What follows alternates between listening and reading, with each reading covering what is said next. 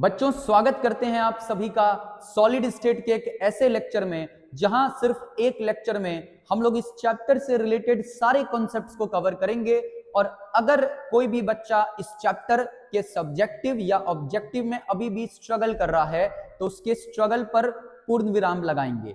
एक बार फिर से स्वागत कर लेते हैं आप सभी का हमारे YouTube चैनल यस केमिस्ट्री पर। और बिना समय बर्बाद किए सीधा चलते हैं इस चैप्टर में। बच्चों, मैं बता दूं कि अगर आप चाहते हो कि सॉलिड स्टेट से जुड़े सारे क्वेश्चन आप एग्जाम में कर पाओ, सारे क्वेश्चंस को सही तरीके से अटेम्प्ट कर पाओ, तो आपको इस लेक्चर में लास्ट तक जुड़े रहना होगा, क्योंकि इस लेक्चर में हम लोग आखिरी तक उन सारी बातों को डिस्कस करेंगे या उन सारी बातों पर प्रकाश डालेंगे जो आपके एग्जाम के पॉइंट ऑफ व्यू से काफी इंपॉर्टेंट है। तो चलिए स्टार्ट करते हैं हमारे इस चैप्टर को जिसका नाम है सॉलिड स्टेट।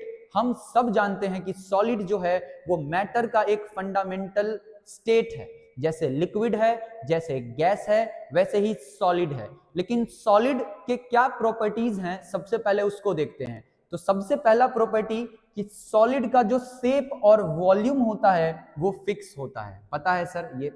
नेक्स्ट है सॉलिड रिजिड यानी कठोर और इनकंप्रेसिबल होता है, यानी सॉलिड को हम लोग कंप्रेस नहीं कर सकते हैं। सॉलिड का डेंसिटी हाई होता है, लिक्विड और गैस के रिस्पेक्ट में सॉलिड का घनत्व ज्यादा होता है। Negligible diffusion. बच्चों, डिफ्यूजन एक ऐसा प्रक्रिया है जिसमें दो या दो से ज्यादा सब्सटेंस आपस में मिक्स हो जाते हैं। जब हम दो गैस को कांटेक्ट में रखेंगे दोनों गैस मिक्स हो जाएगा, दो लिक्विड को कांटेक्ट में रखोगे दोनों लिक्विड मिक्स हो जाएगा, लेकिन दो सॉलिड को कांटेक्ट में रखेंगे तो दो सॉलिड आपस में मिक्स नहीं होगा। तो डिफ्यूजन इसी प्रक्रिया को कहते हैं और सॉलिड में डिफ्यूजन ना के बराबर होता है। उसके बाद बात करें तो सॉलिड के जो पार्टिकल होते हैं वो वाइब्रेटरी मोशन करते हैं, मतलब अपने ही पोजीशन पर वाइब्रेट करते हैं। तो ये कुछ प्रॉपर्टीज हैं, कुछ बेसिक प्रॉपर्टीज हैं सॉलिड के बारे में जो हम बचपन से पढ़ते हुए आए हैं। तो अब हम लोग चलते हैं चैप्टर में, जहां चैप्टर स्टार्ट होता है सॉलिड के टाइप से। और सबसे पहले हम सॉलिड को दो कैटेगरी में बांटते हैं। सबसे पहला है क्रिस्टलाइन सॉलिड, दूसरा है एमॉर्फस सॉलिड। सिंपली सबसे आसान शब्द में समझिए कि वैसे सॉलिड जिनका पार्टिकल एक पैटर्न को फॉलो करता है वैसे सॉलिड को क्रिस्टलाइन सॉलिड कहते हैं। वहीं दूसरी तरफ वैसे सॉलिड जिनका पार्टिकल किसी पैटर्न को फॉलो नहीं करता है, पार्टिकल रैंडम तरीके से अरेंज है, एकदम कोचम कोची में अरेंज है, लेकिन क्रिस्टलाइन सॉलिड में पार्टिकल एक पैटर्न को फॉलो करेगा, एक सिस्टम को फॉलो करेगा, तो वैसे सॉलिड को क्रिस्टलाइन सॉलिड कहते हैं। वहीं दूसरी तरफ हमारे पास एमॉर्फस सॉलिड है। और भी कुछ प्रॉपर्टीज हैं जो सब्जेक्टिव के पॉइंट ऑफ व्यू से काफी इंपॉर्टेंट है। सारे पॉइंट्स आइए, इन सारे पॉइंट्स को भी हम लोग देखते हैं। तो पहला पॉइंट मैंने बता दिया, क्रिस्टलाइन सॉलिड वैसे सॉलिड्स को कहते हैं जिसमें पार्टिकल अरेंज्ड होते हैं फिक्स्ड पैटर्न में। वहीं एमॉर्फस सॉलिड में जो पार्टिकल्स होते हैं वो अरेंज्ड नहीं होते हैं फिक्स्ड पैटर्न में, रैंडम तरीके से अरेंज्ड होते हैं। उसके बाद हम कहते हैं कि क्रिस्टलाइन सॉलिड का लॉन्ग रेंज ऑर्डर है और एमॉर्फस सॉलिड का शॉर्ट रेंज ऑर्डर है। लॉन्ग रेंज ऑर्डर का मतलब समझिए, क्रिस्टलाइन सॉलिड जब कोई पैटर्न को फॉलो करता है तो लंबे समय के लिए करता है। एमॉर्फस सॉलिड हो सकता है किसी पैटर्न को फॉलो करे लेकिन बिल्कुल शॉर्ट टर्म के लिए फॉलो करेगा। तो ऐसा हम कह सकते हैं कि crystalline solid long range order, amorphous solid short range order. Crystalline solid true solid कहलाता है, सच्चा सॉलिड है, ट्रू सॉलिड। लेकिन एमॉर्फस सॉलिड को सूडो सॉलिड, नकली सॉलिड, या फिर इसी का दूसरा नाम होता है सुपर कूल्ड लिक्विड। ध्यान रखेंगे। नेक्स्ट पॉइंट है कि क्रिस्टलाइन सॉलिड का जो मेल्टिंग या बॉइलिंग पॉइंट होता है, ये मेल्टिंग पॉइंट सॉलिड है, मेल्टिंग पॉइंट ये फिक्स होता है। क्रिस्टलाइन सॉलिड एक पार्टिकुलर टेम्परेचर पर ही मेल्ट करता है, लेकिन एमॉर्फस सॉलिड जो है वो टेम्परेचर के रेंज में मेल्ट करता है, किसी फिक्स टेम्परेचर पर मेल्ट नहीं करता है। जो नेक्स्ट पॉइंट है हमारा वो है कि क्रिस्टलाइन सॉलिड एनआइसोट्रोपिक प्रॉपर्टीज शो करता है। एनआइसोट्रोपिक का मतलब क्या है, आइए समझते हैं। जैसे मैं एग्जांपल लेता हूं कि एक क्रिस्टलाइन सॉलिड है, तो अगर हम लोग इस क्रिस्टलाइन सॉलिड में अलग अलग डायरेक्शन में जाएं तो इस डायरेक्शन में पार्टिकल मिला, इस डायरेक्शन में जाएंगे तो पार्टिकल नहीं मिला। मतलब अलग अलग डायरेक्शन में अलग अलग डिस्टेंस पर पार्टिकल मिल भी सकते हैं, नहीं भी मिल सकते हैं। तो आप एक बात बताइए कि मैं एक बार इस डायरेक्शन में डेंसिटी निकालता हूं, D1 आएगा, इस डायरेक्शन में डेंसिटी निकालूंगा तो अलग वैल्यू आएगा D2, क्योंकि पार्टिकल्स का अरेंजमेंट अलग अलग डायरेक्शन में अलग अलग है।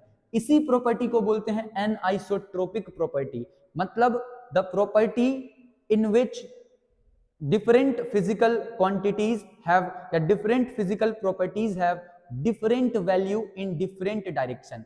नहीं समझे तो सिंपल शब्द में समझो कि अलग अलग फिजिकल क्वांटिटी का अलग अलग दिशा में अलग अलग वैल्यू आना कहलाता है एनआइसोट्रोपिक प्रॉपर्टी। और वहीं दूसरी तरफ amorphous solid isotropic property show करता है। आइसोट्रोपिक का मतलब है, इधर ध्यान दीजिए, अगर हम लोग इस दिशा में जाते हैं, बोलेंगे अरे भीड़ भाड़ है, पार्टिकल मिला, कोई पैटर्न नहीं फॉलो कर रहा पार्टिकल, इस दिशा में जाएंगे फिर भी भीड़ भाड़ पार्टिकल मिला, हर डायरेक्शन में वही भीड़ भाड़ मिलेगा हमें, हर डायरेक्शन में वही भीड़ भाड़ मिलेगा, हर डायरेक्शन में हम बोलेंगे वही डेंसिटी, वही डेंसिटी, वही डेंसिटी। तो अलग अलग डायरेक्शन में अगर फिजिकल प्रॉपर्टी सेम आ रहा है, फिजिकल प्रॉपर्टी में रेसिस्टेंस हो सकता है, कंडक्टिविटी हो सकता है, रिफ्रैक्टिव इंडेक्स, कुछ भी निकाल लीजिए, तो अलग अलग दिशा में अलग अलग आ रहा है, तो एनआइसोट्रोपिक सेम आ रहा है आइसोट्रोपिक।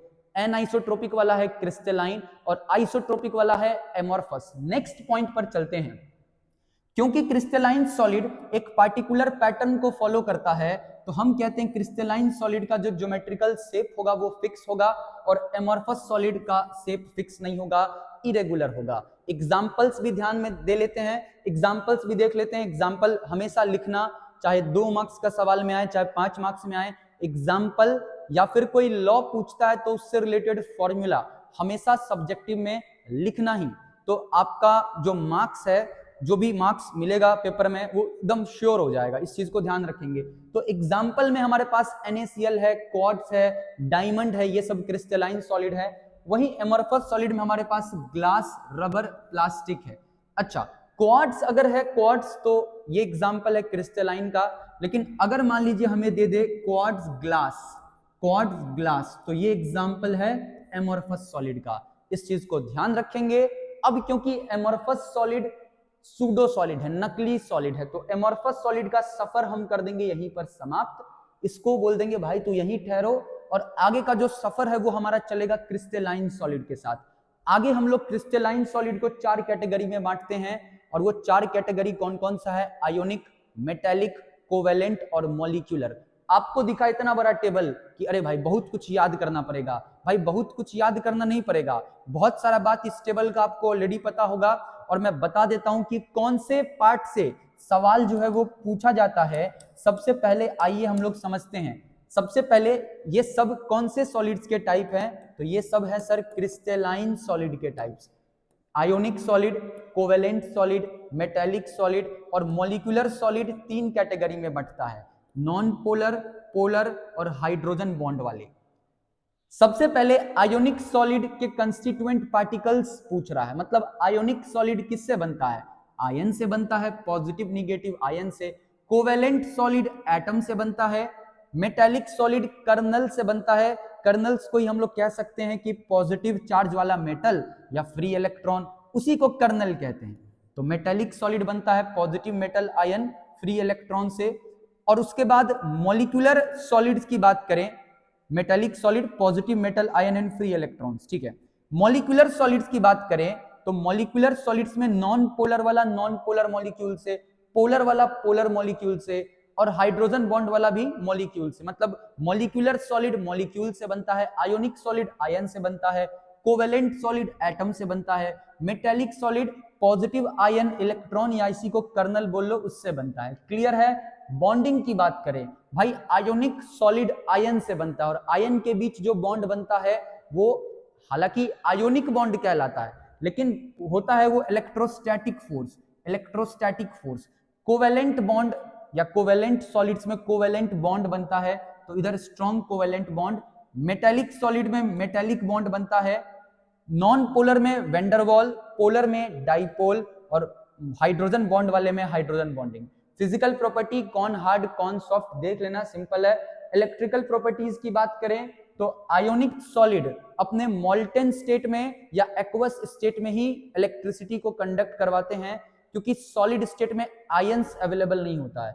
इस चीज को ध्यान रखेंगे कि मोल्टेन या एक्वस स्टेट में, मोल्टेन मतलब पिघला हुआ फॉर्म या पानी वाले फॉर्म में, इसको पानी में डाल देते हैं तो आयंस में टूट जाता है, तभी कोई आयोनिक सॉलिड इलेक्ट्रिसिटी कंडक्ट करेगा। जो कोवेलेंट सॉलिड होते हैं वो पुअर कंडक्टर होते हैं, लेकिन एक्सेप्शन है ग्रेफाइट। ग्रेफाइट ऐसा कोवेलेंट सॉलिड है, कोवेलेंट सॉलिड को ही नेटवर्क सॉलिड भी कहते हैं।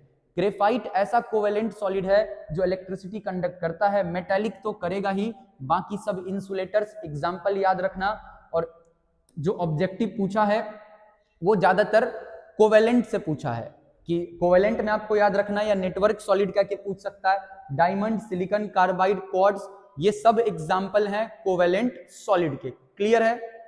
जो भी बातें मैं बताया हूं उसको ध्यान में रखना, और बहुत सारा बात आपको इस टेबल का ऑलरेडी पता होगा ही पहले। चलिए अब हम लोग आगे चलते हैं। ये जो भी एग्जाम्पल दे रखा है, क्योंकि ये सब क्रिस्टलाइन सॉलिड के टाइप्स हैं, तो ये सारा एग्जाम्पल क्रिस्टलाइन सॉलिड का है। अभी तक हमने क्या पढ़ा? क्रिस्टलाइन सॉलिड पढ़ा, एमॉर्फस सॉलिड पढ़ा, क्रिस्टलाइन सॉलिड के टाइप्स पढ़े, और इस टेबल से ऑब्जेक्टिव में क्वेश्चन बनता है। तो इस टेबल में मैंने जो भी बातें बताई हैं उन सारी बातों को ध्यान में रखिएगा। अब हम लोग चलते हैं आगे। अब मान लीजिए कि मेरे पास कोई क्रिस्टलाइन सॉलिड है, वो क्रिस्टलाइन सॉलिड, अच्छा उससे पहले एक सवाल कर लेते हैं। एक सवाल जो बनता है यहाँ पर, जो पूछा जाता है कि भाई डायमंड और ग्रेफाइट दोनों कार्बन से बनता है, लेकिन फिर भी ग्रेफाइट इलेक्ट्रिसिटी कंडक्ट करवाता है लेकिन डायमंड नहीं करवाता है, रीजन बताइए। तो आप इस चीज को समझ लीजिए यहीं पर कि इलेक्ट्रिसिटी कंडक्ट करवाने के लिए चाहिए होता है फ्री इलेक्ट्रॉन्स। जो डायमंड का स्ट्रक्चर होता है उसमें एक कार्बन 4 कार्बन से जुड़ा होता है, वहीं दूसरी तरफ ग्रेफाइट के स्ट्रक्चर में एक कार्बन मात्र 3 कार्बन से जुड़ा होता है, यानी हर कार्बन के पास एक फ्री इलेक्ट्रॉन होता है। तो यही रीजन है कि डायमंड और ग्रेफाइट दोनों बना है कार्बन से, लेकिन ग्रेफाइट के पास फ्री इलेक्ट्रॉन्स हैं, और उसी फ्री इलेक्ट्रॉन्स की मदद से ग्रेफाइट क्या करता है? इलेक्ट्रिसिटी कंडक्ट करवाता है। तो अभी आप इसको पूरे स्टेटमेंट में लिख लोगे, मैं बस लिख दे रहा हूं, due to free electrons in graphite.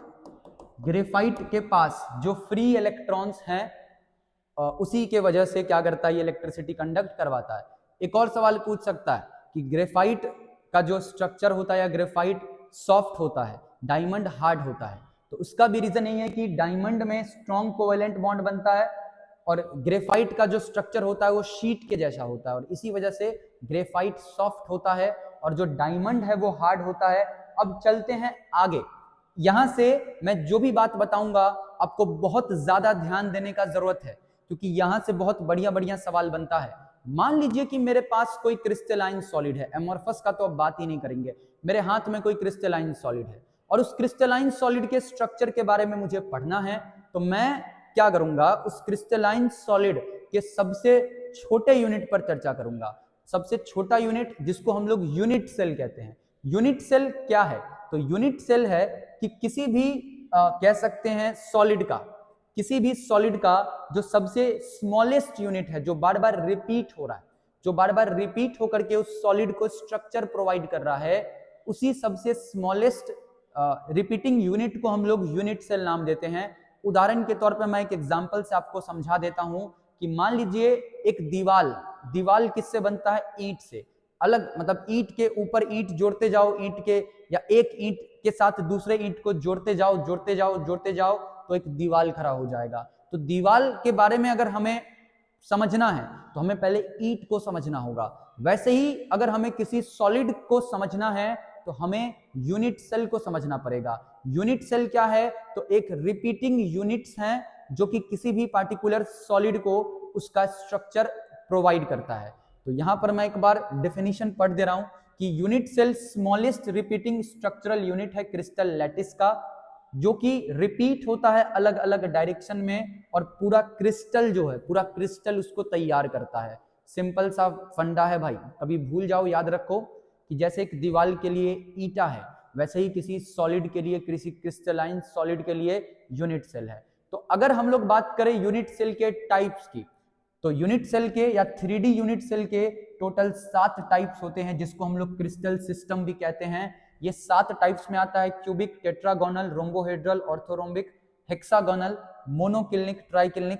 इसको याद रखने का मैं तरीका बताया था, आप डायरेक्ट याद रख सकते हो, CTROHMT। और एक और तरीका बताया था, ऐसे तो याद रख सकते हो CTROHMT, या फिर मैं बताया था इसको याद रख सकते हो QT और डायरेक्ट रो मत, QT रो मत से आप इसको याद रख सकते हो कि 7 क्रिस्टल सिस्टम है। यही सब करके तो तुम ये चैप्टर बर्बाद किए हो, पूरे साल यही सब करके तो तुम लोग का ये चैप्टर बर्बाद हुआ है। तो अब कम से कम पढ़ लो, अब जो बात बता रहे हैं उसको समझ लो, एग्जाम है तुम्हारा बहुत नजदीक। तो टोटल कितने क्रिस्टल सिस्टम है या कितने 3D यूनिट सेल हैं? टोटल 7।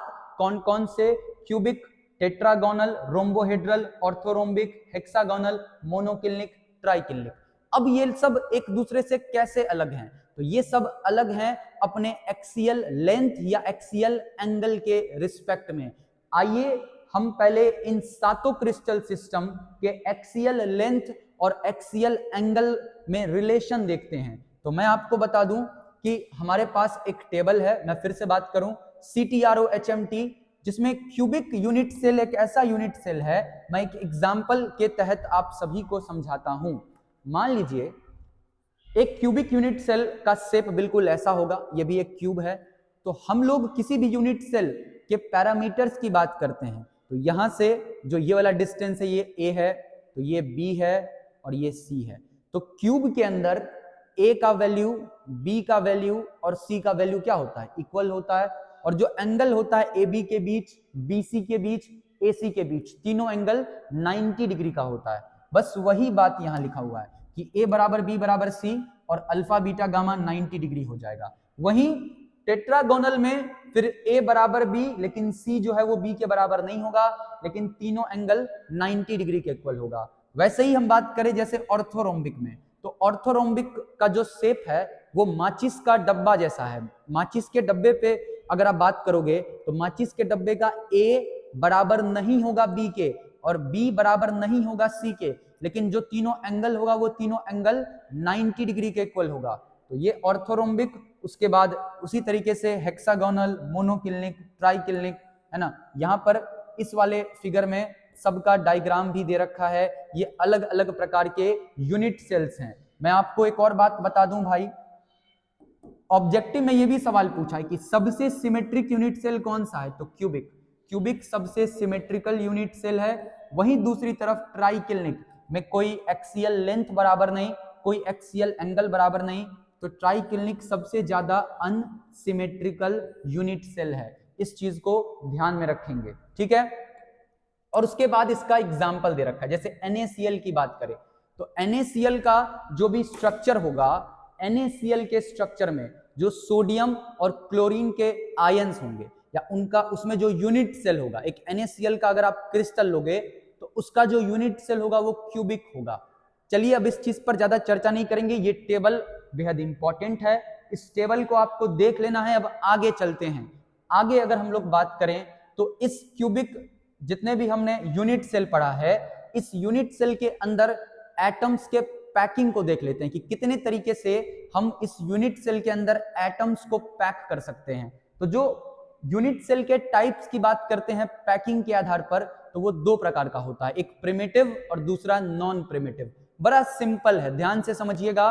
वैसा पैकिंग जिसमें एटम सिर्फ कॉर्नर पर बैठा हो और जहां एटम बैठता है उसी को बोलते हैं lattice site.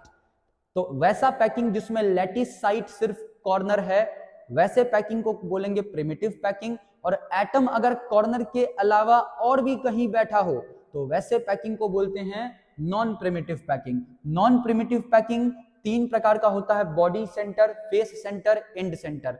Body centre packing में एटम कॉर्नर पे तो बैठता है, लेकिन कॉर्नर के साथ साथ एक एटम बॉडी के सेंटर पर भी बैठेगा। फेस सेंटर वाले केस में एटम कॉर्नर पे तो बैठेगा, लेकिन कॉर्नर के साथ साथ सारे फेस सेंटर पर एक एक एटम बैठता है। और एंड सेंटर में एटम कॉर्नर के साथ साथ आमने सामने वाले फेस पर भी बैठेगा। ध्यान रखेंगे। एक बार इन सब का डायग्राम भी देख लें भैया। डायग्राम की बात करें, ध्यान से देखिए भाई। हम लोग बात करें सबसे पहले प्रिमिटिव का, तो प्रिमिटिव पैकिंग वैसे पैकिंग को बोलते हैं जिसमें एटम कहां बैठेगा, सिर्फ और सिर्फ कॉर्नर पर। एटम कहां बैठेगा, या इसी को लैटिस साइट बोलते हैं। तो प्रिमिटिव पैकिंग में जो लैटिस साइट होता है वो सिर्फ और सिर्फ क्या होता है, कॉर्नर होता है। और वहीं कॉर्नर के अलावा, जैसे अभी ये प्रिमिटिव पैकिंग है, लेकिन कॉर्नर के साथ मान लीजिए मैं एक एटम बॉडी सेंटर पर डाल दूं, एक एटम बॉडी के सेंटर पर, मतलब इस क्यूब के अंदर बिल्कुल सेंटर पर भी एक एटम डाल दें, तो आपको ये बात ध्यान रखना है कि ये अब नॉन प्रिमिटिव पैकिंग हो गया। और नॉन प्रिमिटिव में से भी कौन सा पैकिंग, तो बॉडी सेंटर्ड पैकिंग हो गया। वहीं दूसरी तरफ सारे कॉर्नर के साथ साथ अगर हम लोग हर सारे फेस के सेंटर पर एक एटम डाल दें, ये लेफ्ट वाले फेस पर, ये राइट वाले फेस पर, ऊपर वाले फेस पर, नीचे वाले फेस पर, पीछे वाले फेस पर और एक फ्रंट वाले फेस पर, तो भाई ये जो पैकिंग अभी आपके सामने है, ये जो पैकिंग अभी आपके सामने दिख रहा है, जिसमें आप इसको समझ पा रहे होंगे कि 4 एटम कॉर्नर पर तो बैठा हुआ है, लेकिन साथ साथ हर फेस पर भी एक एक एटम बैठा है, जिसको लैटिस साइट कहते हैं। तो ये कौन सा पैकिंग हो गया, ये हो गया face centred packing.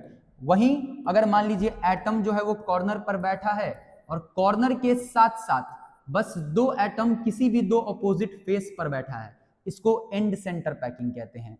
And centre पर उतना ध्यान नहीं देना होता है हमें, एंड सेंटर पर चर्चा नहीं करेंगे। तो ये थे यूनिट सेल के टाइप्स पैकिंग के आधार पर। मैं फिर से कह दूं, प्रिमिटिव पैकिंग वैसा पैकिंग जिसमें एटम सिर्फ कॉर्नर पर बैठता है, उसमें एक ही पैकिंग आता है एससीसी, इसको सिंपल यूनिट सेल कहते हैं। सिंपल यूनिट सेल का मतलब यूनिट सेल में सिर्फ एटम्स कहां बैठे हैं, कॉर्नर पर। अच्छा, लैटिस साइट की जो मैं बात कर रहा हूं, वहां पर आयन बैठ सकता है, एटम बैठ सकता है, इलेक्ट्रॉन प्रोटॉन वगैरह नहीं बैठ सकते हैं। ये भी एक सवाल बनता है ऑब्जेक्टिव का कि लैटिस साइट को कौन कौन ऑक्यूपाई कर सकते हैं, तो आयंस कर सकते हैं और एटम्स वगैरह कर सकते हैं। तो उम्मीद करते हैं प्रिमिटिव और नॉन प्रिमिटिव क्लियर है। अब मेरी बात को जरा समझिए। अच्छा, एक और चीज पे ध्यान रखिएगा। सबसे पहले हमने एससीसी पैकिंग पढ़ा, फिर बॉडी सेंटर, फिर फेस सेंटर और फिर एंड सेंटर। अभी एक एक करके सबको देखेंगे बहुत डिटेल में, लेकिन उससे पहले एक काम का बात, भाई क्रिस्टल सिस्टम कितने प्रकार के पढ़े हमने? क्रिस्टल सिस्टम सर हमने पढ़े 7 प्रकार के, क्यूटी, रोमथ, सीटी, आरओ, एचएमटी। पैकिंग कितने प्रकार का पढ़ लिया? पैकिंग जो है ना सर, वो तो 4 प्रकार का पढ़ लिए हैं। तो अगर हर क्रिस्टल सिस्टम में ये 4 प्रकार का पैकिंग कर दें तो कितने प्रकार के लैटिस पॉसिबल होंगे? सर 7 क्रिस्टल सिस्टम है और सब में पैकिंग मार दोगे तो 7 चौके 28 प्रकार का क्रिस्टल सिस्टम, 28 अलग अलग तरीके का क्रिस्टल बन जाएगा। लेकिन हुआ ऐसा कि इस 28 क्रिस्टल को जब एनालाइज किया गया तो देखा गया कि बहुत सारे तो एक जैसे हो गए, तो इनमें से छटैया किया गया बहुत सारों का। जो कम सिमेट्रिकल है उन सबको छांट दिया गया और उसको छांटने के बाद सिर्फ और सिर्फ 14 लैटिस बचा, जिसको नाम दिया गया है 14 ब्रेविस लैटिस। तो आपसे पूछेगा ब्रेविस लैटिस टोटल कितने हैं, तो 14 ब्रेविस लैटिस हैं। हालांकि संभावना 28 का था। अब इस 14 ब्रेविस लैटिस में कौन से यूनिट सेल में कौन कौन सा पैकिंग संभव है, उसको याद करना मैं सिखा रहा हूं। कैसे याद रखना है जरा ध्यान से समझिएगा। बच्चों आपने एक चीज तो याद कर लिया, CTROHMT।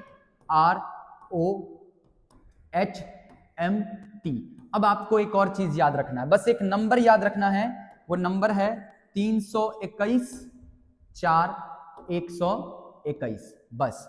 अब सबसे पहले क्यूबिक की बात करें तो इसको नंबर मिला है 3। तो सबसे पहले हमने कौन सा पैकिंग पढ़ा था सर? सबसे पहले SCC पैकिंग कॉर्नर वाला, उसके बाद BCC पैकिंग, उसके बाद FCC पैकिंग। तो क्यूबिक यूनिट सेल में 3 प्रकार के पैकिंग पॉसिबल हैं, SCC, BCC और FCC। टेट्रागोनल को 2 नंबर मिला है, तो टेट्रागोनल में SCC पैकिंग पॉसिबल है और टेट्रागोनल में दूसरा BCC पैकिंग पॉसिबल है। रोम्बोहेड्रल को सिर्फ 1 नंबर मिला है, मतलब सिर्फ सबसे पहला वाला पैकिंग कौन सा था, इसमें सिर्फ SCC पैकिंग पॉसिबल है। ऑर्थोरोम्बिक का देखो लक, देखो इसका, इसमें चारों प्रकार के पैकिंग पॉसिबल हैं। तो ऑर्थोरोम्बिक को मिल गया SCC, उसके बाद BCC, उसके बाद FCC और उसके बाद एंड सेंटर ECC। हेक्सागोनल की बात करें तो हेक्सागोनल को भी सिर्फ 1 मिला है, तो इसमें भी SCC। मोनोक्लिनिक को 2 मिला है, लेकिन मोनोक्लिनिक में ध्यान रखने का जरूरत है भाई कि SCC के बाद BCC नहीं आकर के एंड सेंटर पैकिंग आ जाता है। एंड सेंटर पैकिंग आ जाता है, तो इसको मार्क कर देते हैं, क्योंकि मोनोक्लिनिक में आपको याद रखना है कि एससीसी और ईसी और ट्राई क्लिनिक आखिरी बच गया, इसमें एससीसी। गिन लो, टोटल 14 है और यही 14 ब्रेविस लैटिस कहलाते हैं। मेरी बात समझ गए?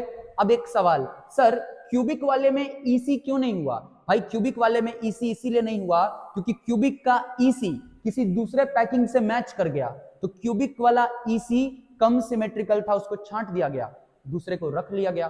तो टोटल कितने ब्रेविस लैटिस पॉसिबल है मेरे भाई? 14।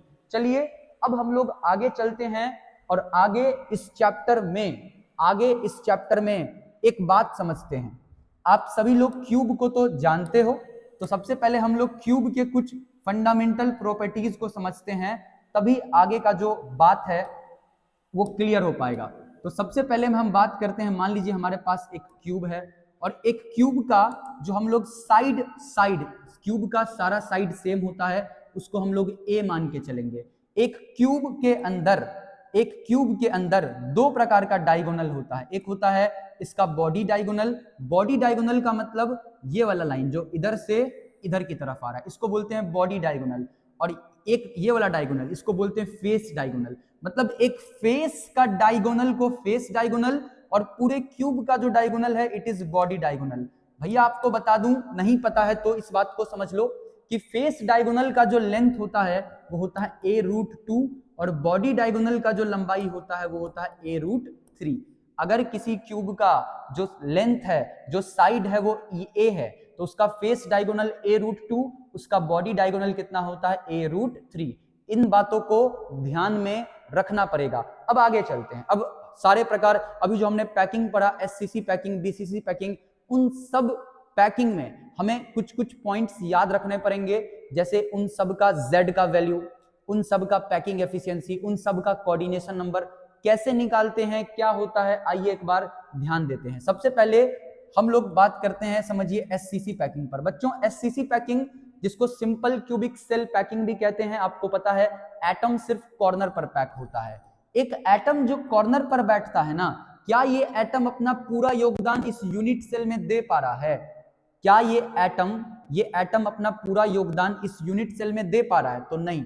एक एटम जो कॉर्नर पर बैठता है वो अपना पूरा योगदान इस यूनिट सेल में नहीं दे पा रहा है, ये अपना सिर्फ 1/8वां हिस्सा इस यूनिट सेल को देता है। वहीं जो एटम, हम बात करते हैं, इधर पीछे आ जाते हैं, एक चीज पे चर्चा कर लेते हैं, इधर ध्यान दीजिएगा। अगर हम लोग बात करें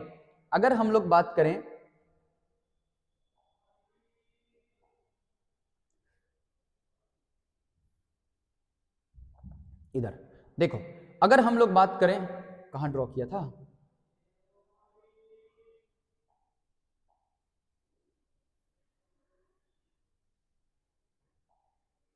अच्छा यहां ड्रॉ किया था, ओके। देखो अगर हम लोग बात करें कि कोई पार्टिकुलर पैकिंग में जो एटम कॉर्नर पर बैठता है, तो एक कॉर्नर वाला एटम इस यूनिट सेल में कितना कंट्रीब्यूशन देता है? 1/8 का। जो फेस के सेंटर पर बैठता है, फेस के सेंटर पर, उसका कंट्रीब्यूशन मात्र 1/2 का होता है। सर ऐसा क्यों? भाई ये एक यूनिट सेल है और एक यूनिट सेल अपने चारों तरफ से यूनिट सेल से घिरा है, तो ये जो कॉर्नर है ये टोटल ऐसे ही 8 क्यूब को टच कर रहा होगा। ये एटम 8 क्यूब को टच कर रहा है, तो एक क्यूब में कितना योगदान देगा? 1/8 का। जो फेस सेंटर वाला है वो 2 क्यूब को टच कर रहा है, और 2 क्यूब को टच कर रहा है तो एक क्यूब में मात्र अपना 1/2 का योगदान देगा। लेकिन कोई एटम जब बॉडी सेंटर पर बैठता है, देखो बॉडी सेंटर पर जब कोई एटम बैठता है तो ये अपना पूरा योगदान इसी यूनिट सेल में देगा, तो उस केस में हम कह सकते हैं कि उसका कंट्रीब्यूशन पूरा 1 का होगा। इस चीज को ध्यान में रखेंगे। तो चलिए अब हम लोग आगे चलते हैं और अलग अलग पैकिंग्स को देखते हैं। सबसे पहला एससीसी पैकिंग।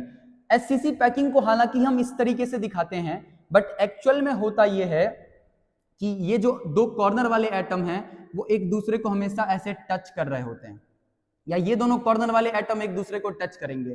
तो इस तरीके से हम लोग इस क्यूब के साइड यानी ए और इस एटम के, इस स्फीयर के रेडियस यानी आर में रिलेशन निकाल सकते हैं। जैसा कि अभी हमने बात किया कि मान लीजिए ये इस तरीके से हमारा क्यूब है और इस क्यूब में कॉर्नर पर जो एटम्स बैठे हैं वो एक दूसरे को टच कर रहे हैं। तो आइए हम लोग यहीं पर समझ लेते हैं कि ये जो दूरी है, ये जो डिस्टेंस है, ये क्यूब के रिस्पेक्ट में a के बराबर है, यानी ये क्यूब के लेंथ के बराबर है, क्यूब के साइड के बराबर है, और r के रिस्पेक्ट में ये डिस्टेंस भी रेडियस और ये डिस्टेंस भी रेडियस। तो यहाँ SCC पैकिंग में a और r में जो रिलेशन आएगा वो a बराबर क्या आ जाएगा, 2r आ जाएगा। क्लियर है ये बात? a किसके इक्वल आ जाएगा, 2r के। इसके बाद हम लोग एक कह सकते हैं एक टर्म निकालते हैं जिसको बोलते हैं z। z को बोलते हैं effective number of atoms, effective number of atoms. SCC packing के लिए z का वैल्यू निकालेंगे, SCC पैकिंग के लिए इफेक्टिव नंबर ऑफ एटम निकालेंगे कि भाई तुम दिख रहे हो, तुम में से कोई बोलेगा सर इसके अंदर तो 8 एटम है, तो मैं फिर से बता दूं 8 रोटी खाता हुआ दिख रहा है ये, लेकिन ये 8 रोटी खाता नहीं एक्चुअली में, क्योंकि एक एटम जो इसके कॉर्नर पर बैठा है वो सिर्फ 1/8 का कंट्रीब्यूशन, 1/8 का योगदान देता है इस यूनिट सेल में। तो टोटल कितने एटम्स हैं, इफेक्टिव नंबर ऑफ एटम्स कितने हैं, तो सर दिख रहे हैं टोटल 8 एटम और एक का योगदान भी 1/8 का है, तो 8 से 8 कट के कितना हो जाएगा, 1। इसी को हम लोग कहते हैं z। z का जो वैल्यू आया वो कितना आया, 1। भाई इसका मतलब है कि SCC पैकिंग में जो यूनिट सेल है वो दिखता है कि इसके पास टोटल 8 स्पेयर्स हैं, 8 एटम्स हैं, लेकिन इफेक्टिव तरीके से इसके पास सिर्फ कितने एटम हैं, 1 एटम। क्यों? क्योंकि 1 एटम कंट्रीब्यूशन योगदान देता है 1/8 का। इसके बाद क्योंकि ये तो सिर्फ एक यूनिट सेल है, तो जब मतलब हम लोग समझ रहे हैं कि कोऑर्डिनेशन नंबर किसको कहते हैं, तो जब मान लीजिए कि ऐसे बहुत सारे यूनिट सेल होंगे, मतलब कुछ ऐसा नजारा होगा, यहां पर हम लोग सारे एटम्स को नहीं दिखा रहे हैं, सिर्फ कुछ एटम्स को दिखा रहे हैं, बाकी ये SCC पैकिंग मतलब सारे कॉर्नर पर मान लीजिए सारे कॉर्नर्स पर एटम बैठे हुए हैं, सारे कॉर्नर्स पे एटम बैठे हुए हैं, और यहां पर मैंने कितना यूनिट सेल लिया, एक बार काउंट करो कितने यूनिट सेल का ये पूरा स्ट्रक्चर है। तो यहां पर टोटल 8 यूनिट सेल है, देख सकते हैं कितने क्यूब है, 1 2 3 4, 4 ऊपर और 4 नीचे। तो यहां पर एक टर्म हम लोग निकालते हैं जिसको बोलते हैं कोऑर्डिनेशन नंबर। कोऑर्डिनेशन नंबर का मतलब होता है भैया, कोऑर्डिनेशन नंबर का मतलब होता है कि सबसे नजदीकी पड़ोसी कितने हैं। तो हम लोग अगर किसी एटम को यहां पर पकड़ते हैं, इस एटम को पकड़ते हैं, बोलते हैं भाई तुम्हारा दोस्त लोग कितने कितने दूरी पर रहता है, बोलेगा भाई इधर वाला ये दोस्त ये तो क्यूब के साइड के बराबर है, a दूरी पर, बोलेगा ये भी a दूरी पर। हम बोले और भी कोई दोस्त है, बोला एक दोस्त यहाँ है, लेकिन ये जो डिस्टेंस है ये a√2 के बराबर है। एक दोस्त यहाँ है, लेकिन ये भी डिस्टेंस a√3 के बराबर है। हम बोले दूर वाला नहीं, सबसे नजदीक लोग कितने हैं तुम्हारे आसपास, तो सबसे नजदीक दूरी पर a दूरी पर एटम है, और ऐसे कितने एटम है इसके पास, तो एक लेफ्ट में, एक राइट में, एक ऊपर, एक नीचे, एक सामने की तरफ और एक पीछे की तरफ। तो ऐसे टोटल 6 एटम्स हैं, ऐसे टोटल 6 एटम्स हैं। इसी को हम लोग कहते हैं कोऑर्डिनेशन नंबर। तो SCC पैकिंग का जो कोऑर्डिनेशन नंबर होगा वो 6 होगा, और कोऑर्डिनेशन नंबर का मतलब होता है नंबर ऑफ, है ना, नजदीकी पड़ोसी, नजदीकी पड़ोसी का संख्या, जो कि SCC पैकिंग में कितना है, 6, ऊपर नीचे लेफ्ट राइट आगे पीछे। एक बार मैं फिर से बता दूं, हमने z का वैल्यू निकाला, SCC पैकिंग में 1 आया, a और r में रिलेशन निकाला, a = 2r आया। उसके बाद हमने कोऑर्डिनेशन नंबर निकाला जिसका वैल्यू कितना आया, 6 आया। अब हम लोग आगे चलते हैं, यहां पर हम लोग एक और टर्म निकालते हैं, that is called packing efficiency. इसी के नीचे कैलकुलेट करते हैं। तो यहां पर मैं थोड़ा सा आप सभी को हिंट दे रहा हूं कि पैकिंग एफिशिएंसी कैसे निकालते हैं, या इसमें कुछ हद तक सॉल्व कर देते हैं, बाकी सारे पैकिंग में नहीं करेंगे। देखिए पैकिंग एफिशिएंसी का मतलब है कि इस यूनिट सेल में कितना प्रतिशत जगह एटम्स ले रहे हैं। तो अगर मैं बात करूं पैकिंग एफिशिएंसी की, पैकिंग एफिशिएंसी की, तो पैकिंग एफिशिएंसी निकालने का तरीका है, ऊपर में हम लोग लेते हैं वॉल्यूम एटम का, वॉल्यूम ऑफ एटम का, और नीचे हम लोग लेते हैं वॉल्यूम ऑफ क्यूब। और पैकिंग एफिशिएंसी निकालना है तो उसको किससे इनटू कर देंगे, 100 से। पैकिंग एफिशिएंसी का मतलब है कि एटम्स कितना प्रतिशत जगह ले रहे हैं इस क्यूब के अंदर। तो ऊपर एटम का वॉल्यूम निकालेंगे।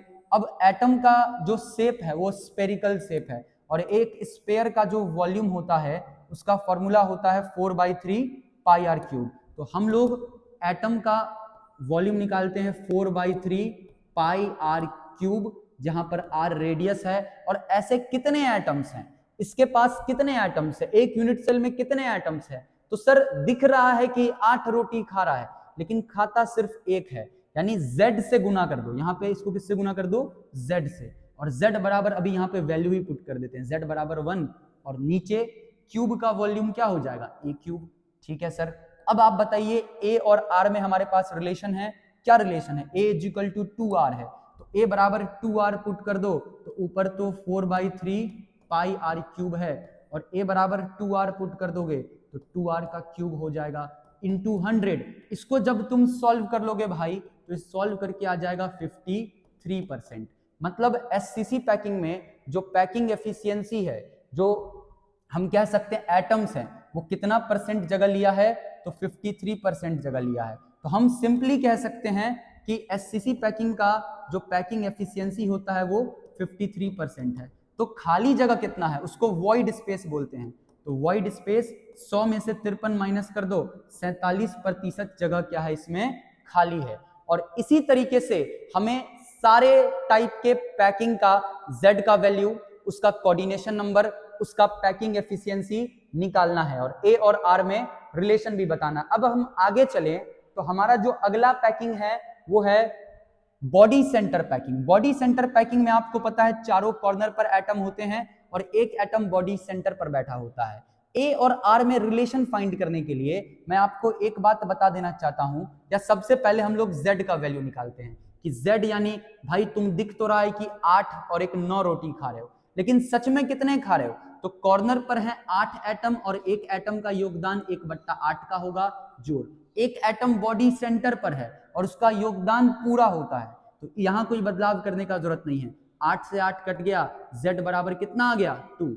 यानी बॉडी सेंटर पैकिंग में Z का वैल्यू 2 होता है। दिख रहा है टोटल 9 एटम, लेकिन असल में इसके पास सिर्फ कितने एटम्स हैं? 2 एटम। भाई एक बात मैं बता दूं कि बॉडी सेंटर पैकिंग में ये तीनों एटम एक दूसरे को टच करते हैं, मतलब बॉडी डायगोनल के अलोंग, बॉडी डायगोनल के अलोंग जो ये 3 एटम हैं, ये वाला बॉडी सेंटर वाला और ये वाला एटम, ये तीनों क्या करता है? एक दूसरे को टच कर रहा है। और एक दूसरे को अगर ये लोग टच कर रहा है तो यहां से हम लोग ए और आर में रिलेशन बेहद आसानी से फाइंड कर सकते हैं।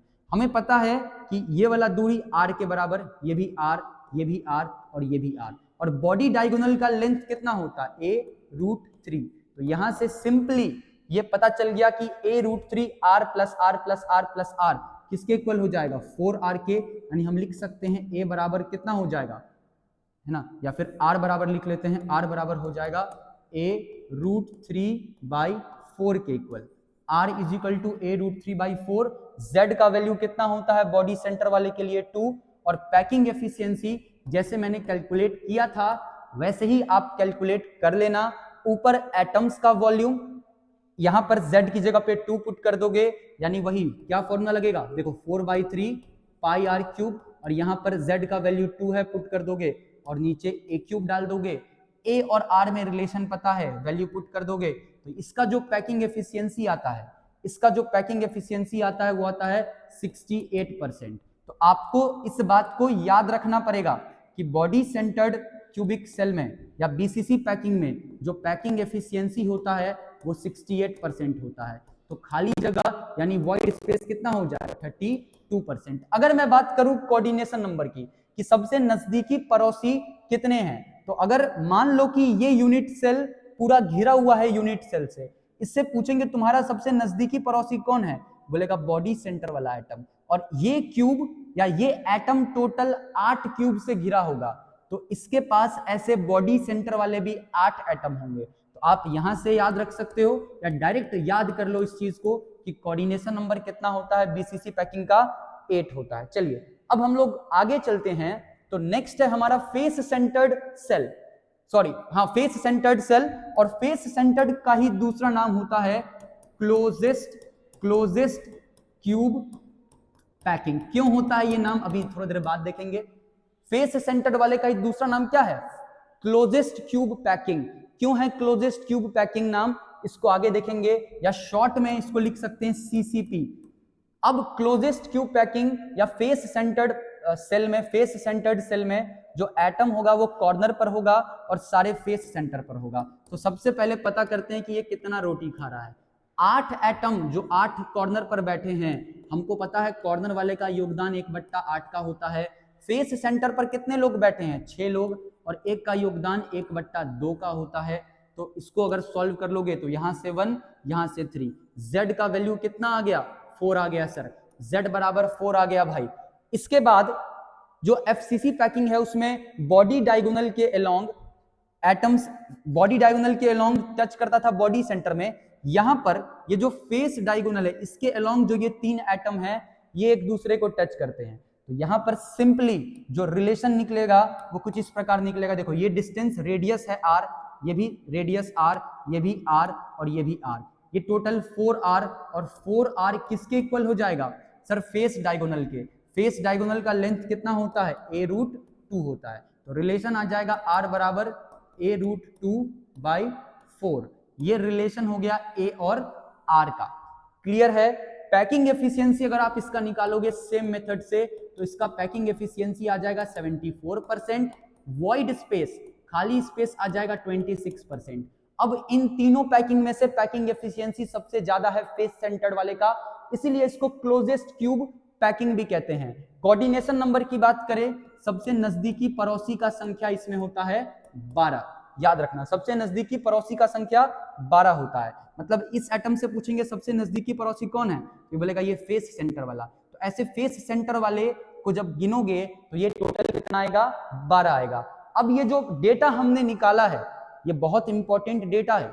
आप अगर रटने का काबिलियत रखते हो तो रट लो, कोई बात नहीं, लेकिन समझ के चलोगे तो 10 सेकंड लगता है निकालने में, तो रटने का जरूरत नहीं है। वहीं पर एक और पैकिंग हम पढ़ लेते हैं, इसमें ज्यादा डिटेल में नहीं जाएंगे, कुछ बातें बस देख लेते हैं। HCP packing, hexagonal close packing, atom सारे कॉर्नर पर, ऊपर नीचे फेस सेंटर पर, और 3 एटम कहां होता है, बल्क पर होता है।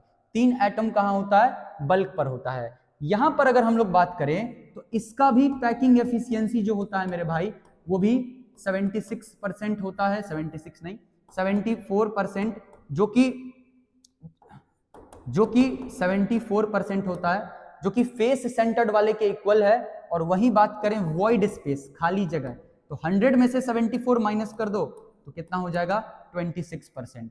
वही इसके Z की बात करें कि इसका Z का कितना वैल्यू होता है, तो एक एटम का कंट्रीब्यूशन होता है 1/6 का। तो ऐसे कितने एटम हैं, 1 2 3 4 5 6, 6 दूनी 12 है ना, तो 12 गुना 1/6 जोड़ 2 एटम का 2 हाफ कंट्रीब्यूशन, जोड़ 3 और जोड़ 2 एटम का हाफ कंट्रीब्यूशन तो 1, तो 6 दूनी 12, 3 2 5 और 6, इसका Z बराबर 6 होता है। आप डायरेक्ट याद रखो। देखो मैं HCP पैकिंग के डेरिवेशन वगैरह पे नहीं जा रहा हूँ, कैसे डिस्कस करते हैं क्या डिस्कस करते हैं उस पे नहीं जाता हूँ। आप Z बराबर 6 याद रख लो। पैकिंग एफिशिएंसी FCC पैकिंग के ही जितना होता है। A और R में रिलेशन भी याद रखो, ये एटम इसको टच करता है, ये डिस्टेंस A, तो A 2R के बराबर, तो रिलेशन होता है A = 2R। क्या रिलेशन होता है, A बराबर 2R। Hexagonal close packing HCP packing बोलते हैं, ध्यान रखोगे। अब जितना भी बातें हमने पढ़ी हैं ये आपका काम है कि आप अपने कॉपी में इस टेबल को खुद से फिल कर लेना, कि कहाँ क्या क्या वैल्यू जाएगा। चलो एक मैं फिल कर दे रहा हूं, टेबल को देख के मेरा मन क्या, एक फिल कर देते हैं। SCC पैकिंग 8 एटम 8 कॉर्नर पर बैठे थे, 8 रोटी खाता हुआ दिख रहा था लेकिन खाता है सिर्फ 1 रोटी।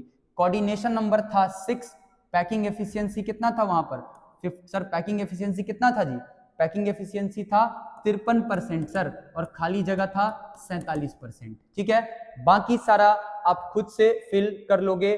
जो सबसे इंपॉर्टेंट है इसमें वो FCC पैकिंग का है। चलो FCC पैकिंग का साथ में कर लेते। तुम बोल रहे हो FCC पैकिंग का Z कितना था, सर FCC पैकिंग का जो Z था ना वो था 4। चलो बिल्कुल ठीक। कोऑर्डिनेशन नंबर कितना था, कोऑर्डिनेशन नंबर था 12।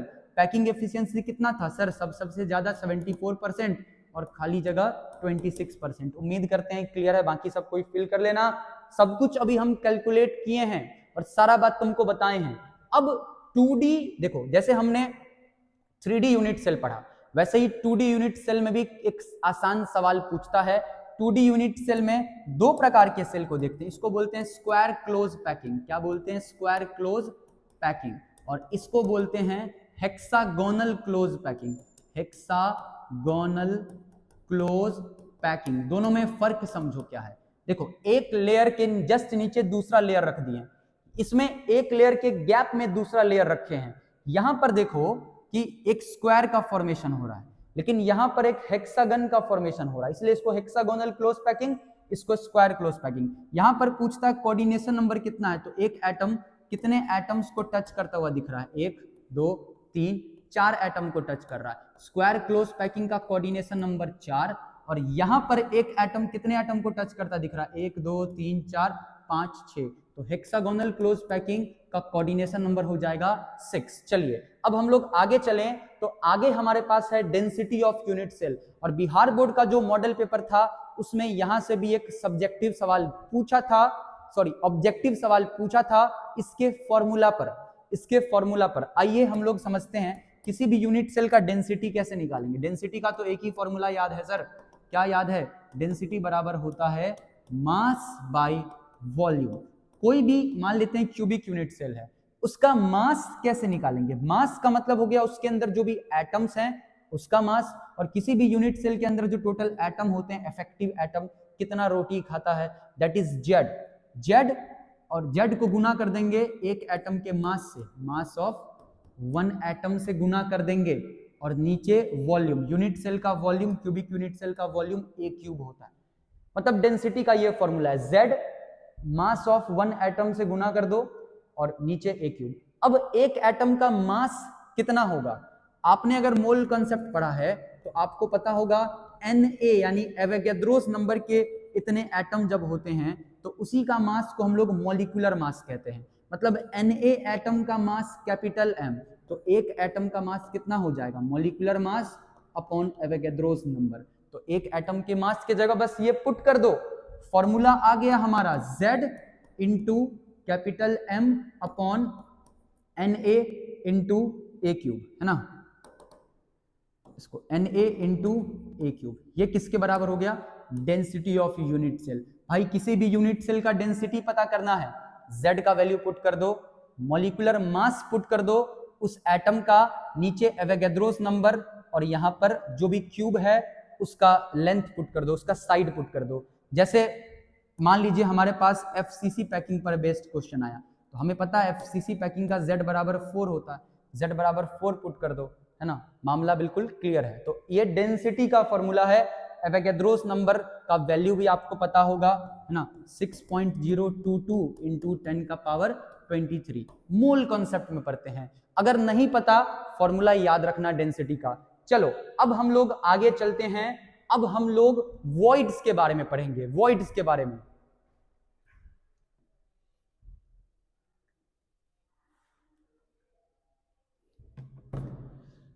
तो बच्चों अभी तक जो भी बात बताया एक बार उम्मीद करते हैं कि वो सारा पॉइंट आपको अच्छे से पता होगा। मैं आपको बता दूं 2-2 नंबर में सवाल पूछता है, what is body centred cubic packing. तो आपको कह देना है कि ऐसा पैकिंग जिसमें एटम कॉर्नर पर बैठा हो और बॉडी के सेंटर पर बैठा हो, उसको बॉडी सेंटर्ड क्यूबिक पैकिंग कहते हैं। तुमसे पूछेगा what is FCC packing. FCC packing जहां एक ऐसा packing, the type of packing in which atoms are packed at all corner as well as all face center। कितना आसान सवाल है। और जो वैल्यू बताया पैकिंग एफिशिएंसी का, Z का, कोऑर्डिनेशन नंबर का, वॉइड स्पेस का, उसको याद रखना, ठीक है? चलो अब आगे चलते हैं। वॉइड्स का मतलब होता है खाली जगह। अब यार तुम सोचो कि तुम एक बलून का ऐसे गुच्छा गुब्बारा लेकर के चल रहे हो, तो बलून का जो गुब्बारा है उसको कितना भी टाइट पकड़ लो, बलून के बीच खाली जगह तो रहेगा ही रहेगा। बलून का एग्जांपल ले रहा हूं क्योंकि वो भी स्फेरिकल शेप का होता है, तो उसके बीच कुछ ना कुछ जगह बच जाता है। वैसे ही सॉलिड के स्ट्रक्चर की बात करें तो किसी भी लैटिस के अंदर कितना भी खतरनाक पैकिंग हो उसके बावजूद भी कुछ ना कुछ खाली जगह बच जाता है, जिसको हम लोग वॉइड कहते हैं। और यहाँ वॉइड दो प्रकार का है, एक टेट्राहेड्रल वॉइड, दूसरा ऑक्टाहेड्रल वॉइड। बच्चों टेट्राहेड्रल वॉइड वैसे वॉइड को कहते हैं जो टोटल 4 एटम से बनता है। 3 एटम रखा हुआ है और उसके ऊपर ला करके ढक्कन के जैसा चौथा एटम रख दें तो बीच में जो खाली जगह बचेगा, ये जो चमक रहा है, इसी को बोलते हैं tetrahedral void. Octahedral void total 6 atom से बनता है, 3 एटम नीचे और 3 एटम ऊपर। जब एक दूसरे को रख देंगे एक के ऊपर तो जो वॉइड बन के तैयार होगा उसी को कहते हैं ऑक्टाहेड्रल वॉइड।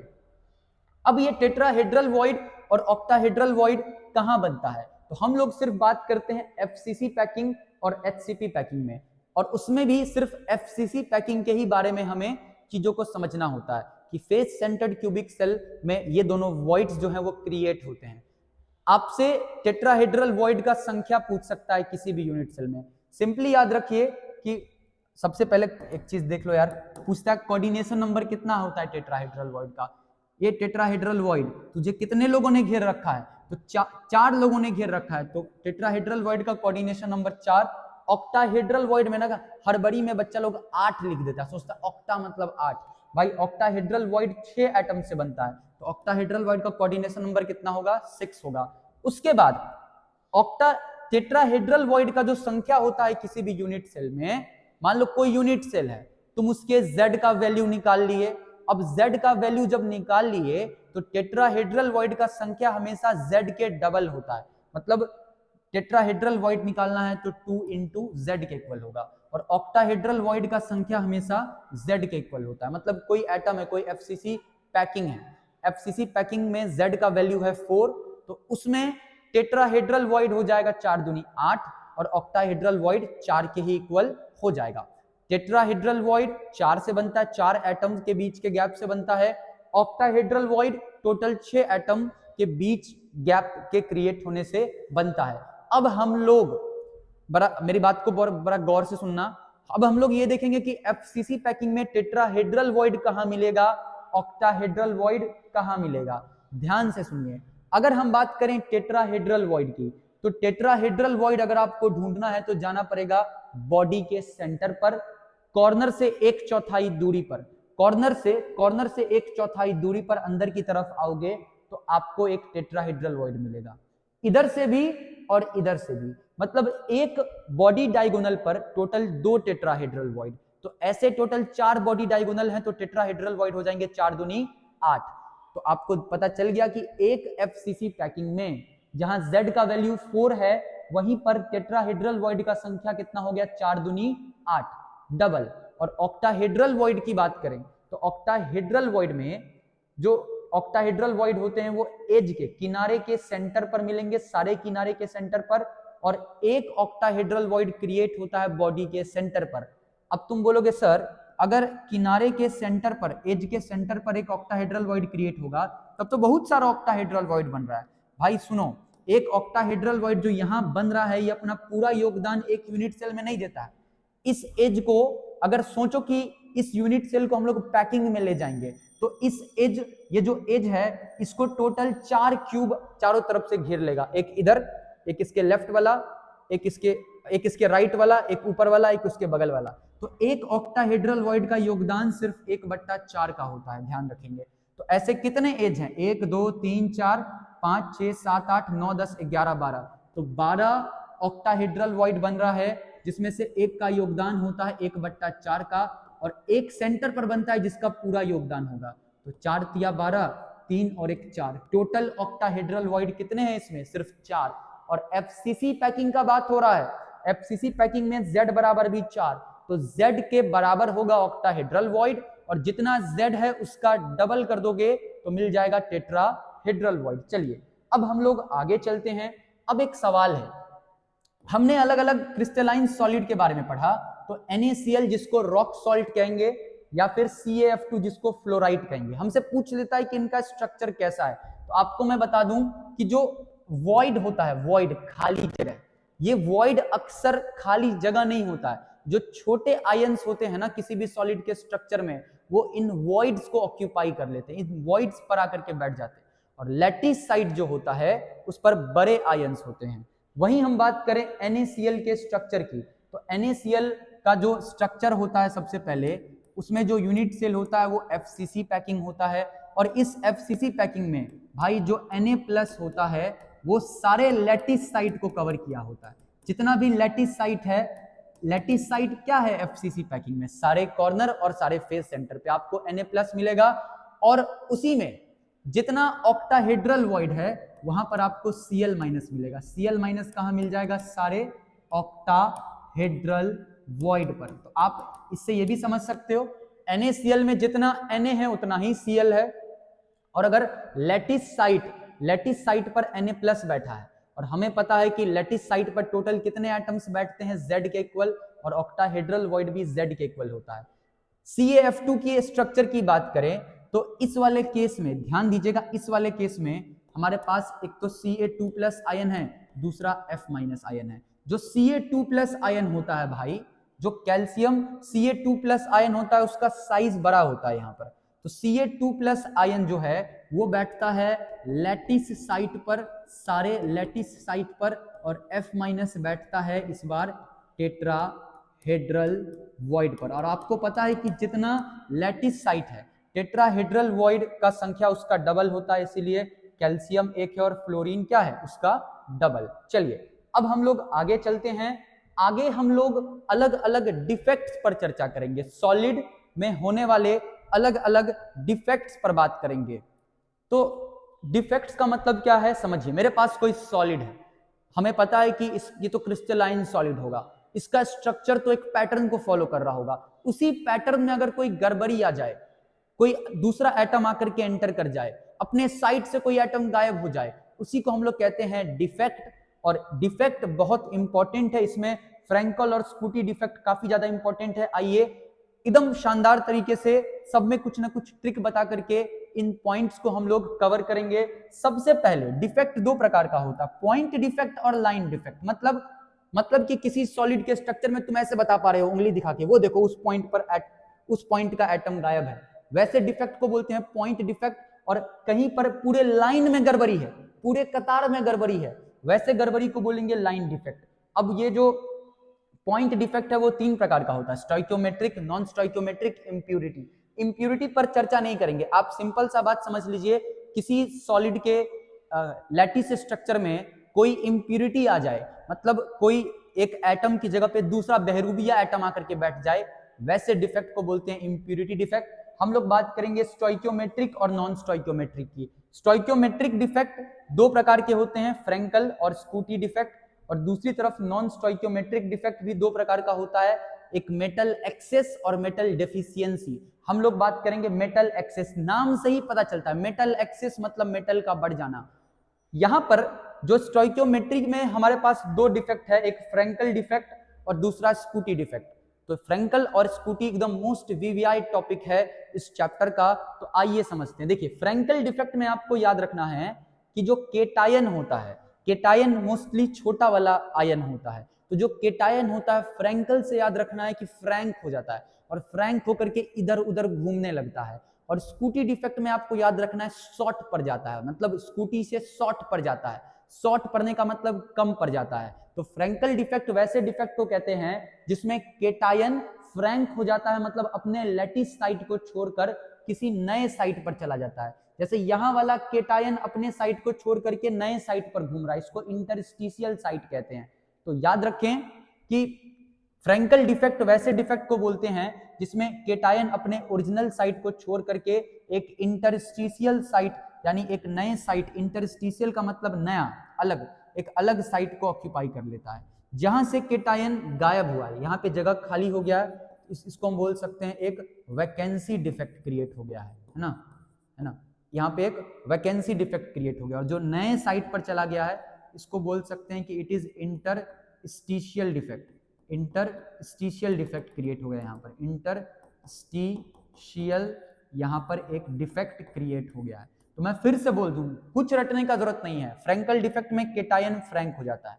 अब आप बताइए कि केटायन अपना जगह छोड़ करके नए लोकेशन पर चला गया, क्या इससे इस सॉलिड के डेंसिटी पर कोई प्रभाव पड़ेगा?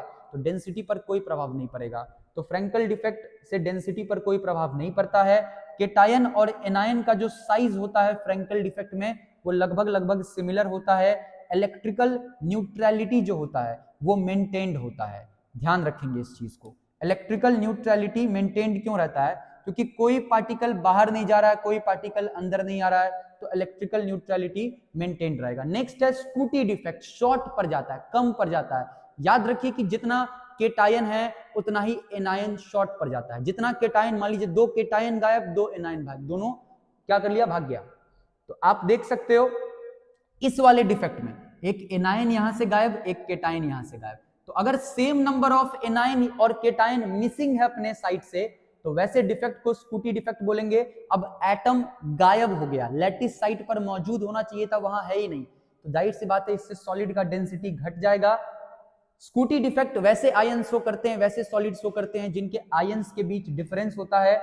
इलेक्ट्रिकल न्यूट्रलिटी मेंटेन रहता है, जितना पॉजिटिव भाग रहा है उतना निगेटिव भाग रहा, तो एटम पर या स्ट्रक्चर पर कोई चार्ज नहीं आता है। इसके एग्जाम्पल की बात कर लेते हो, एग्जाम्पल पे आपको याद रखना है कि AgCl, AgBr या फिर ZnS, ये सब के सब फ्रैंकल डिफेक्ट शो करते हैं। AgBr तो खास एग्जाम्पल है, फ्रैंकल भी शो करता है, स्कूटी भी शो करता है। इसके एग्जाम्पल की बात करें तो NaCl, KCl और AgBr दोनों डिफेक्ट शो करता है। एक बार मैं फिर से बता दूं, फ्रैंकल डिफेक्ट में केटायन फ्रैंक होकर के अपने लोकेशन को छोड़ के दूसरे लोकेशन पे चला गया। एग्जाम में पूछेगा तो डायग्राम भी ऐसा ड्रॉ करके दिखाओगे। स्कूटी डिफेक्ट में जितना केटायन अपने जगह से गायब है उतना ही एनायन भी अपने जगह से गायब है। बच्चों अब आगे बात करें तो हमारे पास जो स्टोइकियोमेट्रिक डिफिशियंसी, स्टोइकियोमेट्रिक डिफेक्ट के बाद नॉन स्टोइकियोमेट्रिक डिफेक्ट में है हमारे पास मेटल एक्सेस डिफेक्ट। देखो मेटल एक्सेस डिफेक्ट के भी कुछ पॉइंट इंपॉर्टेंट है। मेटल एक्सेस डिफेक्ट का मतलब है मेटल का ज्यादा हो जाना, या दूसरे शब्द में हम ये भी कह सकते हैं कि मेटल का ज्यादा होना। मेटल पर होता है पॉजिटिव चार्ज, तो किसी निगेटिव चार्ज वाला यानी एनायन का उसके जगह से चले जाना, एनायन का उसके जगह से चले जाना, तो इसको हम लोग एनायन वैकेंसी बोलते हैं। एनायन अपने जगह से चला जाता है और उस जगह पर एक इलेक्ट्रॉन आ जाता है, उस साइट को नाम देते हैं एफ सेंटर, और एफ सेंटर उस पार्टिकुलर कह सकते हैं क्रिस्टल को कलर प्रोवाइड करता है। समझिए क्या होता है, मान लीजिए ये NaCl का स्ट्रक्चर है। जब NaCl के आसपास से हम लोग सोडियम का वेपर पास करवाएंगे, सोडियम के वेपर में Na+ होगा और इलेक्ट्रॉन होगा। तो ये इलेक्ट्रॉन क्या करता है, एक जैसे यहां से एक जो क्लोरीन होता, मान लीजिए क्लोरीन यहां पर बैठा था, ये क्लोरीन इस Na+ के साथ निकल लेता है, यहां से गायब हो जाता है। अब इलेक्ट्रिकल न्यूट्रलिटी को मेंटेन करने के लिए जो इलेक्ट्रॉन होता है वो आकर के इस साइट पर यहां से गायब हुआ है ना। तो यहां पर एक क्लोरीन था, ये क्लोरीन सोडियम वेपर के Na+ को देख के अपने आप को रोक नहीं पाया, उसके साथ जाके NaCl बना लिया, और ये जो इलेक्ट्रॉन था ये इस क्लोरीन की जगह पर आ गया। तो इस साइट को बोलते हैं एफ सेंटर, जहां इलेक्ट्रॉन आकर के बैठा है इस साइट को क्या बोलते हैं, एफ सेंटर। और ये एफ सेंटर जिम्मेदार होता है इस क्रिस्टल को कलर प्रोवाइड करने के लिए, जैसे एफ सेंटर रिस्पॉन्सिबल होता है येलो कलर के लिए। तो अगर NaCl की बात करें, NaCl का जो नॉर्मल कलर होगा वो व्हाइट होगा, लेकिन अगर डिफेक्ट आया, अगर मेटल एक्सेस डिफेक्ट आया तो इसका है ना, अगर बात करेंगे विदाउट डिफेक्ट तो कलर कौन सा, व्हाइट, और बात करेंगे विथ डिफेक्ट तो डिफेक्ट के कारण एफ सेंटर बना, और एफ सेंटर के कारण जो कलर हो गया वो कौन सा हो गया, येलो हो गया। सिर्फ इतना भी सवाल पूछ सकता है ऑब्जेक्टिव में कि एफ सेंटर कौन से डिफेक्ट में बनता है, तो F centre metal access defect में बनता है, ध्यान रखेंगे।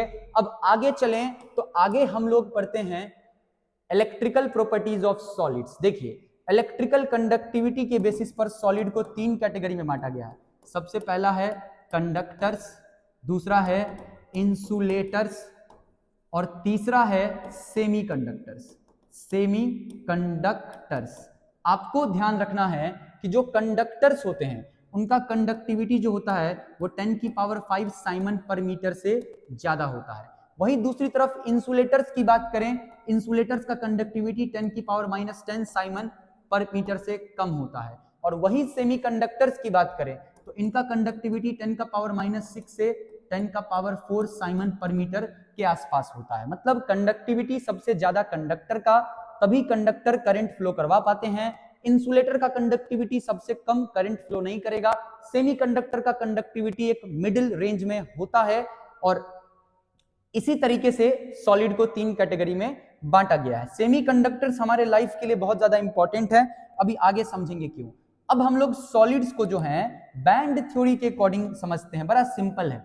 देखिए बैंड थ्योरी ये कहता है कि जितने भी सॉलिड्स होते हैं उनके पास दो बैंड होता है, एक होता है कंडक्शन बैंड, कंडक्शन बैंड, और दूसरा होता है वैलेंस बैंड, दूसरा होता है वैलेंस बैंड। इलेक्ट्रॉन्स जो होते हैं कंडक्शन बैंड में जब होते हैं तो टाइटली पैक्ड होते हैं, फ्रीली मूव नहीं कर सकते हैं, और हमें पता है कि करंट पास करवाने के लिए इलेक्ट्रॉन्स को मूव करना पड़ेगा। तो थ्योरी ये कहता है कि कोई भी सब्सटेंस करंट तभी पास करवा पाएगा जब उसके कंडक्शन बैंड से इलेक्ट्रॉन निकल करके, उसके कंडक्शन बैंड से इलेक्ट्रॉन निकल करके कहां चले जाएं, वैलेंस बैंड में। तो जो कंडक्टर्स होते हैं, जरा ध्यान से देखिएगा, ऊपर वैलेंस बैंड, नीचे कंडक्शन बैंड। जो कंडक्टर्स होते हैं, ये कंडक्टर्स का केस है, तो कंडक्टर्स वाले केस में जो वैलेंस बैंड और कह सकते हैं कंडक्शन बैंड के बीच एनर्जी गैप बड़ा कम होता है, कहते हैं नो गैप, कोई गैप नहीं होता है एनर्जी का। तो कंडक्शन बैंड से आराम से इलेक्ट्रॉन कहाँ जाता है, वैलेंस बैंड में, और ये आसानी से इलेक्ट्रिसिटी कंडक्ट करवा पाते हैं। दूसरी तरफ बात करें सेमीकंडक्टर्स की, तो सेमीकंडक्टर्स में कंडक्शन बैंड और वैलेंस बैंड के बीच का जो एनर्जी गैप होता है भाई वो काफी कम होता है, और कहीं ना कहीं वैल्यू पे बात करें तो अराउंड 3 इलेक्ट्रॉन वोल्ट के आसपास का होता है। तो हम लोग या नॉर्मली कंडक्शन बैंड से वैलेंस बैंड में इलेक्ट्रॉन नहीं जा सकता, लेकिन हीट देंगे, थोड़ा हीट देंगे तो ये क्या करेगा, इलेक्ट्रॉन को अपने कंडक्शन बैंड से वैलेंस बैंड पे भेज देगा, यानी हीट देंगे या एनर्जी देंगे तो सेमीकंडक्टर्स करंट फ्लो करवाएगा। वहीं दूसरी तरफ इंसुलेटर का बात करें तो इंसुलेटर वाले केस में जो एनर्जी का गैप होता है वो 5 इलेक्ट्रॉन वोल्ट से भी ज्यादा होता है, ज्यादा होता है 5 इलेक्ट्रॉन वोल्ट से। कितना भी हीट दे दो, कंडक्शन बैंड से इलेक्ट्रॉन वैलेंस बैंड में जाएगा नहीं, तो इलेक्ट्रिसिटी कंडक्ट नहीं करेगा। यही कहलाता है बैंड थ्योरी। क्या कहता है बैंड थ्योरी की सारे सॉलिड के पास दो प्रकार का बैंड होता है, conduction band, valence band. Conductor के केस में नो गैप, सेमीकंडक्टर के केस में थोड़ा सा गैप, इंसुलेटर के केस में सबसे ज्यादा गैप। चलिए अब हम लोग बात करते हैं सेमीकंडक्टर्स के टाइप्स की। देखिए सेमीकंडक्टर्स जो हैं उनका कंडक्टिविटी प्रैक्टिकल यूज के हिसाब से काफी कम होता है, तो अगर हमें सेमीकंडक्टर्स को अपने यूज में लाना है तो हमें उनके कंडक्टिविटी को बढ़ाना पड़ेगा, और उनके कंडक्टिविटी को बढ़ाने के लिए हम लोग उन सेमीकंडक्टर्स में कुछ इंप्यूरिटीज ऐड करते हैं, और इंप्यूरिटी ऐड करने के इस प्रक्रिया को बोलते हैं डोपिंग। और डोपिंग के बेसिस पर सेमीकंडक्टर को दो कैटेगरी में बांटते हैं, एक एन टाइप सेमीकंडक्टर, दूसरा पी टाइप सेमीकंडक्टर। सेमीकंडक्टर का मोस्टली एग्जांपल है तो सिलिकॉन, जर्मेनियम जो है ग्रुप नंबर 14 के एलिमेंट, ग्रुप नंबर 14 कार्बन के ग्रुप के एलिमेंट है। कैसी गीत सुनाऊं, तो सी और गीत, सिलिकॉन, जर्मेनियम।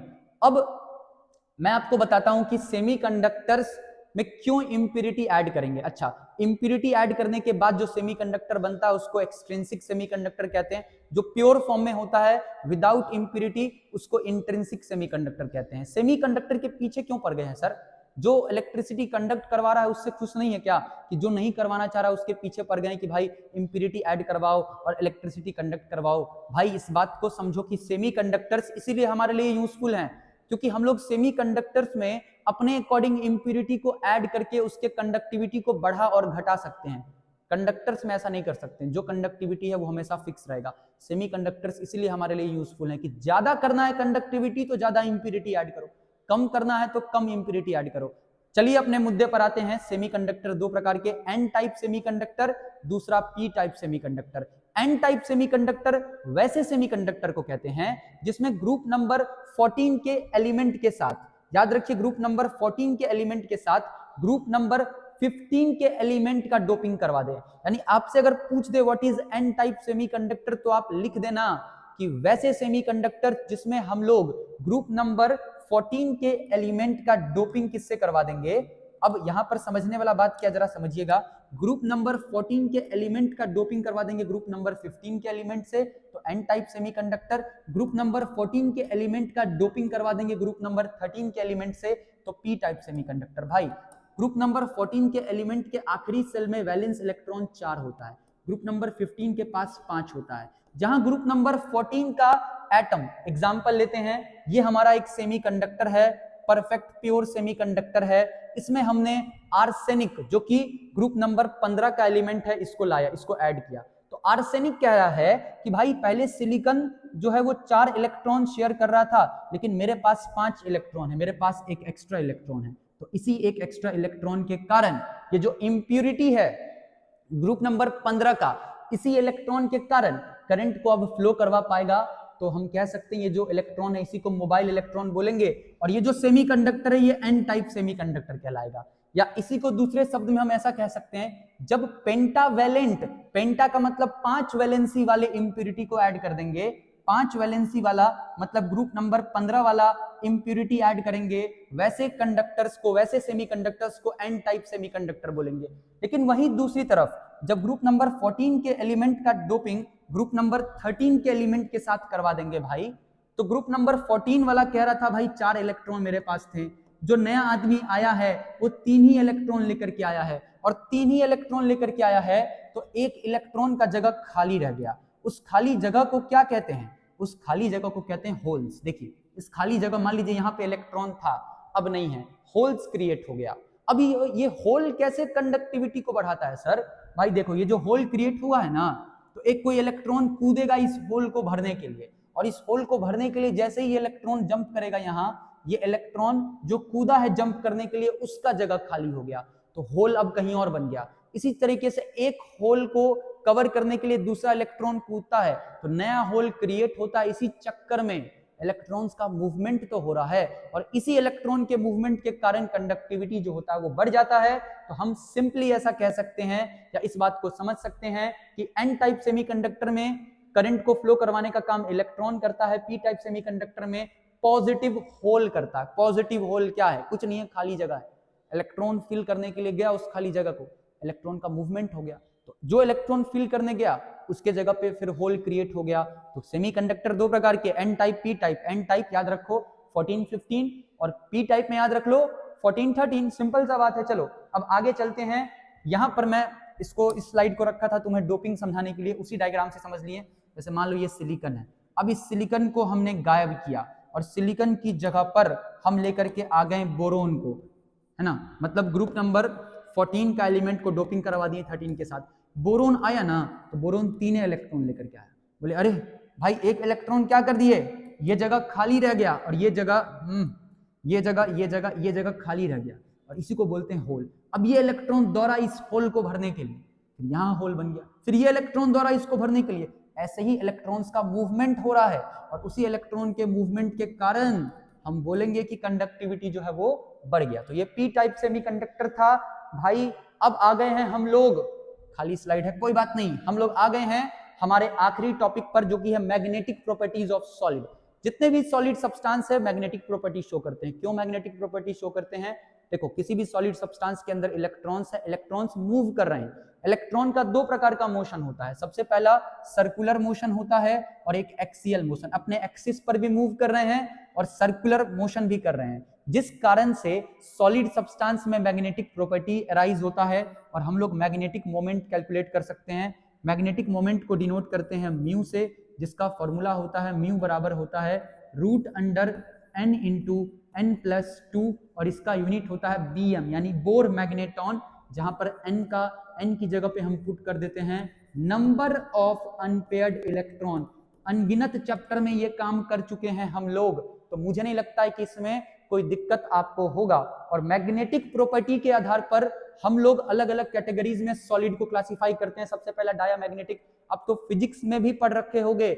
डायामैग्नेटिक सब्सटेंस वैसे सब्सटेंस जो मैग्नेटिक फील्ड जिसको वीकली रिपेल करता है, जिसके पास कोई अनपेयर्ड इलेक्ट्रॉन नहीं होता। एग्जांपल याद रख लेना, इंपॉर्टेंट है।